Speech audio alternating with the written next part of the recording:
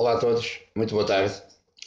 Bem-vindos aos estúdios Tom Manuel Mourinho TV para a análise da 26ª jornada da Primeira Liga de Futebol. Eu este fim de semana não pude ver os jogos, dado que estive de serviço e também estive no aniversário da minha filhota,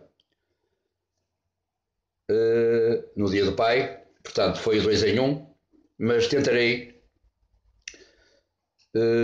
comentar mais ou menos segundo aquilo que eu apurei. Então começarei como começo sempre os três grandes. O Sporting foi o primeiro a entrar em campo, recebendo o Nacional, e como eu disse há umas jornadas atrás, o Nacional, o que é Nacional já não é bom. Aliás, há 12 jogos consecutivos que o Nacional já não é bom, porque não obtém qualquer vitória há 12 jogos consecutivos. E a pedido de um grande amigo meu que vive no Seixal, Pedro Louco Palma, farei apenas uma pequena referência a Manuel Machado, que saiu do Nacional para o Arouca. Nacional não resolveu nada com o novo técnico, como eu disse, há 12 jogos consecutivos que não consegue uma vitória, e Manuel Machado há muitos jogos também, salvo erro, há 8 ou 9 jogos, em que não consegue vencer um jogo no Arouca. A saída de Manuel Machado do Nacional não lhe retira prestígio, porque foi um técnico que conseguiu algumas vezes levar o Nacional à Liga Europa, por isso é um técnico que percebe muito futebol, mas nessas coisas do futebol o treinador é quem paga sempre mediante os resultados negativos que obtém. No Arouca tem sido a mesma coisa, portanto um ano aziado, uma época aziada para Manuel Machado, que continua a ser um ótimo técnico, continua a ser um técnico com muita experiência e que sabe muito de futebol. Apenas um ano de azar, espero que no futuro tenha um futuro mais risonho. Mas é natural que Manuel Machado, tanto no Nacional como no Arouca, mas principalmente no Arouca, onde não começou a época, restringe-se à equipa que tem, que lhe deram quando tomou conta da equipa, e quem não tem ovos com qualidade não consegue fazer boas omeletas.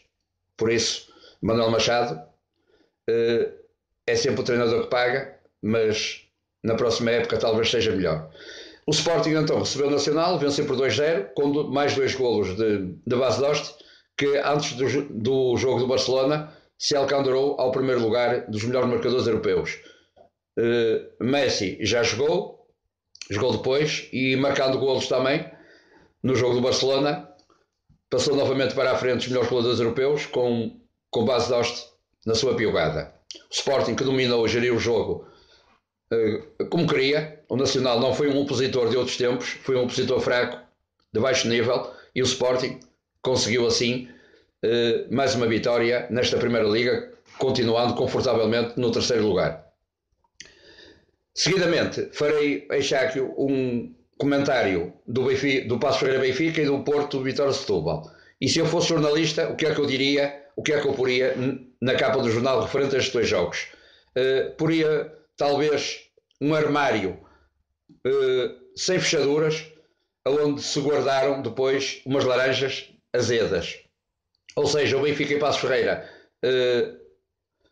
não deixou o Passos Ferreira respirar na primeira parte. O Benfica, que mal começou o jogo, carregou sobre o Passos Ferreira, chegando ao intervalo com 5-0 a seu favor em cantos, com 76-24 em posse de bola. O Passos Ferreira praticamente não saía da sua área, teve apenas uma oportunidade de chegar à baliza, mas que se tornou infrutífera. O Benfica, que tal quantidade de jogadas atacantes e de perigo, só conseguiu 2 oportunidades de golo. E uma dessas oportunidades foi protagonizada por Eliseu, que no remate fulminante atirou a bola ao posto esquerdo da baliza do guardião do Passos Ferreira. O Benfica continuou na segunda parte a carregar sobre o Passos Ferreira. O Passos Ferreira entrou melhor na segunda parte, com 2 ou 3 oportunidades que podiam dar golo, mas que na baliza estava lá um super guarda-redes, um dos melhores da Europa, Ederson. O Benfica chegou assim ao fim com um empate 1-1, dando a possibilidade no dia seguinte de o Futebol Clube Porto no Dragão, com o Vitória Setúbal, passar para o primeiro lugar. Futebol Clube Porto, que não conseguiu essa nuance de chegar ao primeiro lugar, empatou em casa com o Vitória Setúbal por 1-0. Vitória Setúbal, que vinha de uma derrota em casa, Futebol Clube Porto que se pode queixar de si próprio, porque várias oportunidades de golo, também como aconteceu com o Benfica e Passos Ferreira, não conseguiu concretizar as oportunidades suficientes para conseguir os 3 pontos. Chegou ao intervalo a vencer por 1-0, com um grande golo do Reza Esquerona, mas o Vitória de Setúbal, bem organizado por José Conceiro, sabia o que vinha e,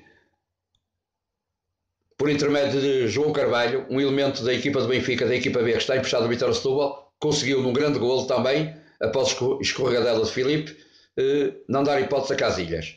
Isto foi aos 56 minutos, o Futebol Clube Porto teria muito tempo pela frente para conseguir a vitória, não conseguiu, tantas foram as oportunidades, tal como o Benfica e Passos Ferreira, mas o futebol é mesmo assim, podiam estar 2 horas a jogar, ou 3, que certamente não conseguiriam chegar à vitória. Tanto o Benfica como o Futebol Clube Porto. Sendo assim, o Benfica continua em primeiro com um ponto de avanço sobre o Futebol Clube Porto, o Futebol Clube Porto perdeu uma enormíssima possibilidades de chegar à frente do campeonato, dado que o Benfica continua na frente desde a 5ª jornada do campeonato. O Vitória de Setúbal não vence o Futebol Clube Porto desde 1989.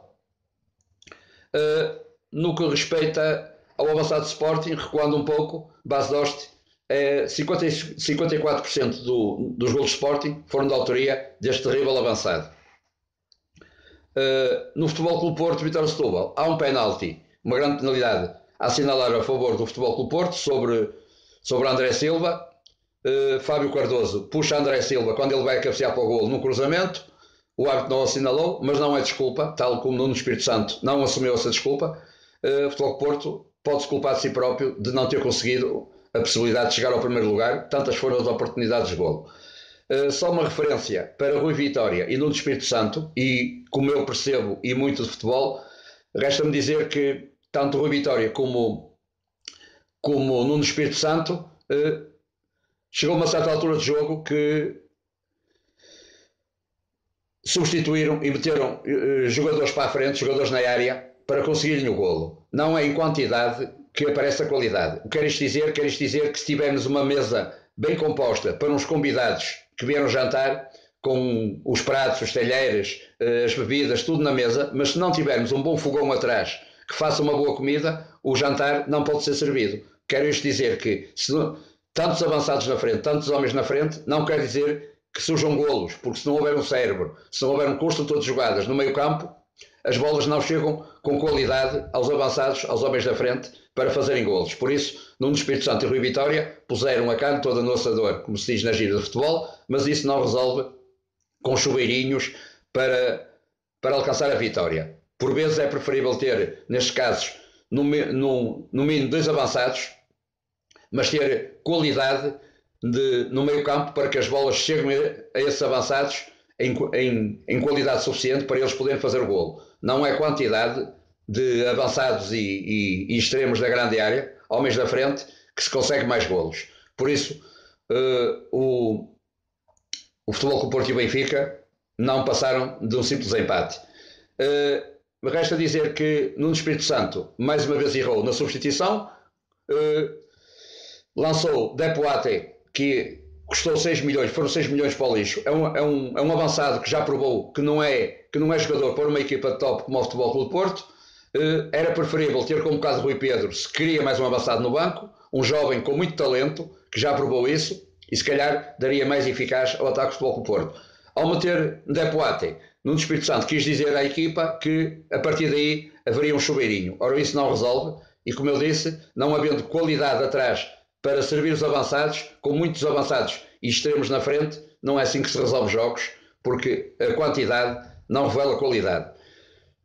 No próximo jogo, já que vai haver um interregno para o Portugal-Hungria de apuramento para o Mundial, teremos um Benfica Futebol Clube Porto, um clássico, que espero que seja de fair play e que a melhor equipa em campo seja o árbitro e os seus assistentes. Fair play entre dirigentes, entre adeptos, entre claques, entre jogadores e dirigentes. É assim que eu desejo. Só uma pequena referência aos 5 minutos de desconto da primeira parte do Porto Setúbal e aos 7 da segunda, que prefez uns 12 minutos.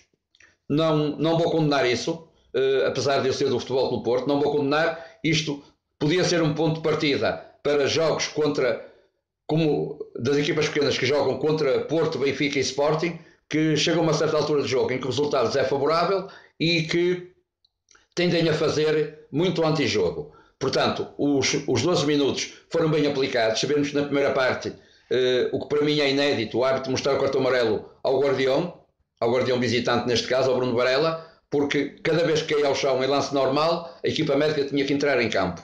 Antijogo, eu acho que jogadores de equipas pequenas, quando o resultado lhe é favorável, contra Porto, Benfica ou Sporting, deviam, e que fazem deste antijogo, tanto o antijogo como se viu ontem e certamente noutros jogos, deviam ser considerados grandes atores de teatro e nunca jogadores de futebol.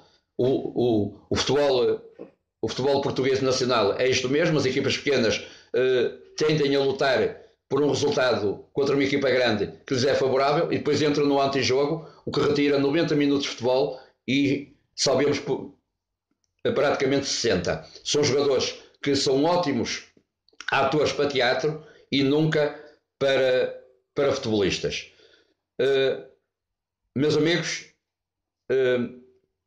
atendendo a que vai haver um interregno, aguardaremos agora para o clássico Benfica Futebol Porto, como eu disse, que seja prestigiado o futebol e que o melhor em campo seja o árbitro e o juiz de linha, seja qual for o resultado. Já agora, um abraço, e o comentário que eu fiz no início foi dedicado a um pedido de um grande amigo meu que vive no Seixal, Pedro Louco Palma, um benfiquista de coração, um benfiquista de gema, que nutre uma paixão enorme pelo seu clube, que eu admiro, porque eu também nutro pelo meu, um amigo imparcial, tal como o José Luís, também antigo jogador do Benfica, que é meu amigo nas redes sociais.